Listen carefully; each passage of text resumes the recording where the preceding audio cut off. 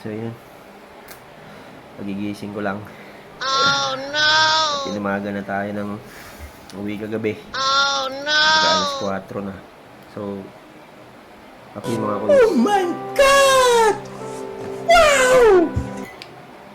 Mga tol, shoutout sa Team Night Shift. Pag-rescue ko gabi. Jake, Big Boy, lalo na sa Romnick. Oh my God! Shoutout sa inyo tol, maraming salamat. Hindi na ako nakapag-video kagabi kasi ang isip ko ay maayos na yung gulong kagabi. Diba? So, thank you mga tol sa pag-rescue. So, update lang tayo. So, yun nga, dahil kagigising ko lang ng kapyag. Oh my God! Wow! Hindi makulimlim. Schedule tayo ng biyahe ngayon. Subukan natin kasi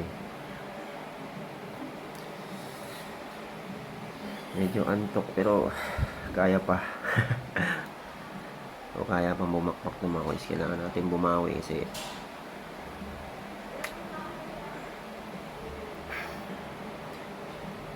bumawi natin biyahe kagabi. So pakailang rides lang tayo kagabi mga kuys. 7. Sa Pumondo na ako kagabi 12 magwawan na mga kuys eh. Dahil parang tinamad na ako pero nung naayos na yung gulong dun na bumiyahe na tayo ng Pondo. Okay. Okay naman biyahe, sana nga lang yung fare na bigay ni Panda medyo iba mababa. Kaya okay lang. Almost naka 400 din naman tayo kagabi kanina.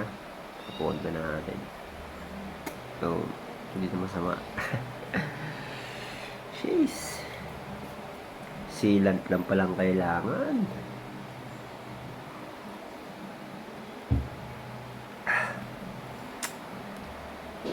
Sealant, wala tayong dalang sealant. May pangsapak tayo pero hindi natin dala. Oh no! Ito yun mga kuys. Yan. Ito yung pangsapak. Nandito sa bahay pero hindi ko dala. Diba? Lupit mo.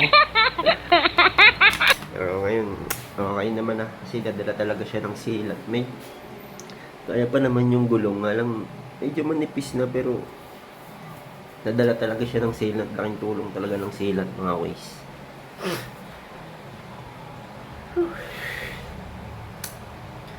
So yun, baka bumiyahe tayo mamaya. Das pa naman yung schedule natin mga kuys. Kaya tayo nakapag-video kagabi. So, tapos na lang mamaya. Let's go!